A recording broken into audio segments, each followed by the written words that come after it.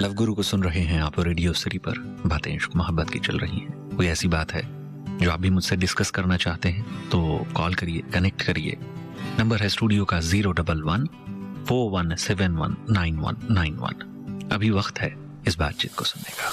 एक लड़के से प्यार करते हैं जो हमको ना बार बार इग्नोर करता है और हमसे बात नहीं करता, ठीक है, बार बार ब्लॉक कर देता है। क्या करना चाहिए? कितने समय से रिलेशन है आप लोगों का? 3-4 साल से। अभी मिलते हो? हाँ। कितने दिनों में? सप्ताह में 2-3 बार मिल रही थी। फिर क्यों डाउट है उस लड़के को लेकर के आपके मन में?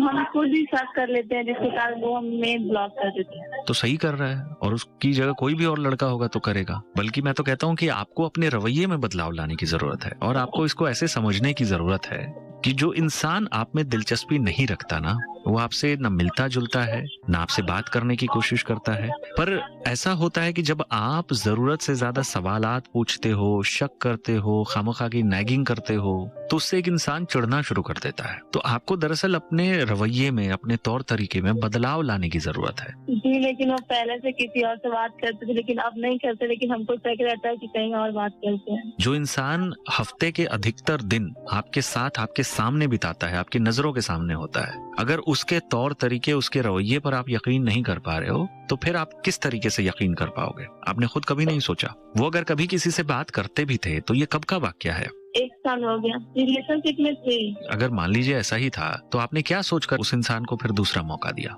क्योंकि वो सुधर गए थे, हमसे बात करने के सुधर लिए गए उसको थे। छोड़ दिए। पर आप ये समझिए कि वो तो सुधर गए, लेकिन आप तो बदल गई ना। रिश्ते में कोई इंसान आपको धोखा दे, उसके बाद उसको सेकंड चांस देना ना देना पर्सन टू पर्सन वेरी करता है। कुछ लोगों के लिए चीटिंग की माफी नहीं होती है। कुछ लोग चीटिंग के बाद भी एक सेकंड चांस देते हैं, जैसे कि आपने दिया। लेकिन अगर सेकंड चांस देने के बाद आप शक्की हो गई हैं, इंटेरोगेटिव हो गई हैं, उसका फोन चेक करने लगती हैं, वो किससे मिलने जा रहा है, नहीं जा रहा है, कई बार आप उसका पीछा तक करने लग जाती हैं, आप कई बार रूड हो जाते हो, तो आप ये मानकर चलो कि आपकी पर्सनैलिटी बदल गई और एक तरीके से आप वो हो गए, वो बन गए जो आप थे ही नहीं कभी। अगर 1 साल में आप अपने अंदर कोई पॉजिटिव चेंज नहीं ला पाए हो इन बातों को लेकर के, आप उस पर ट्रस्ट नहीं कर पा रहे हो किसी भी तरीके से, तो फिर आपको फाइनली डिसाइड करना होता है कि क्या वाकई आपको इस रिश्ते में रहना है, क्योंकि एक रिश्ते में आप वो नहीं हो, आप बदल गए।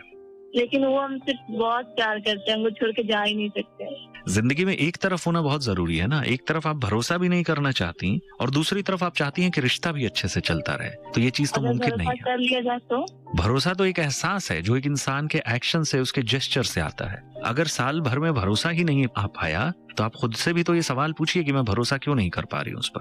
क्या अभी भी कुछ ऐसी चीजें हैं जो भरोसा नहीं दिलाती? और अगर इस तरीके से चलता रहा तो जिंदगी बिताने के बारे में अगर सोच रही हैं, जिंदगी कैसे बीतेगी? इन तमाम सवालों के जवाब आपके पास होने चाहिए। ठीक है सर, थैंक यू।